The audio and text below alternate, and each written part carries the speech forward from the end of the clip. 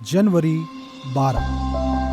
हमारी प्रतिदिन की रोटी मिनिस्ट्रीज की ओर से आप सभी को नमस्कार। आज के संदेश का शीर्षक है हमारी बाकी कहानी।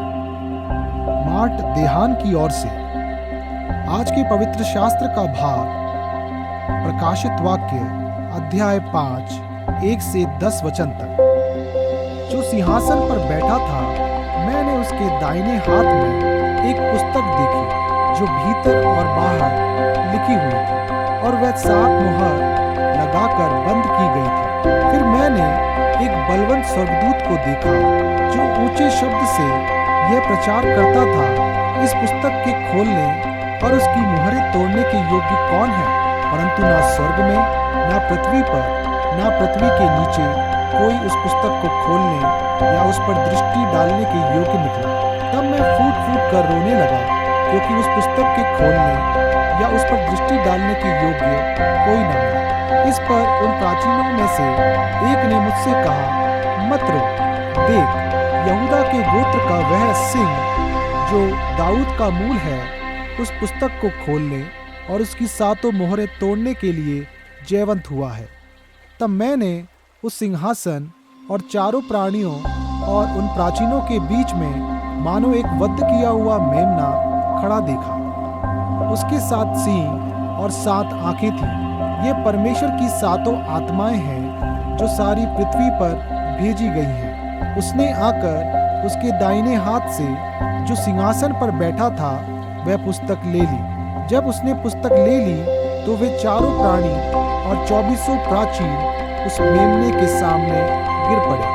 उनमें से हर एक के हाथ में वीणा और धूप, जो पवित्र लोगों की प्रार्थनाएं हैं, से भरे हुए सोने के कटोरे थे।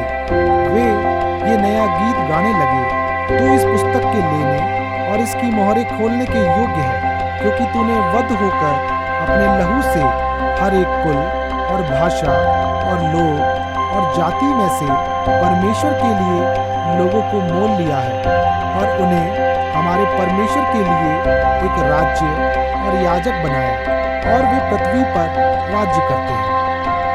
मुख्य वचन प्रकाशित वाक्य अध्याय 5 वचन 5। मत रो, देख, यहूदा के गोत्र का वह सिंह जो दाऊद का मूल है, उस पुस्तक को खोलने और उसकी 7 मोहरें तोड़ने के लिए जयवंत हुआ है। 6 दशकों से अधिक समय तक समाचार पत्रकार पॉल हार्वे अमेरिकी रेडियो पर एक जानी पहचानी आवाज थे।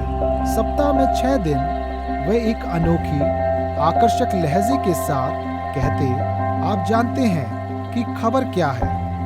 1 मिनट में आप बाकी की कहानी सुनने जा रहे हैं। एक संक्षिप्त विज्ञापन के बाद वह एक प्रसिद्ध व्यक्ति की एक कम जानी कहानी सुनाते थे, लेकिन अंत तक उस व्यक्ति के नाम या किसी अन्य प्रमुख बात को ना बताकर वे नाटकीय तरीके से रुक रुक कर और खास वाक्य बोलकर श्रोताओं को प्रसन्न करते थे।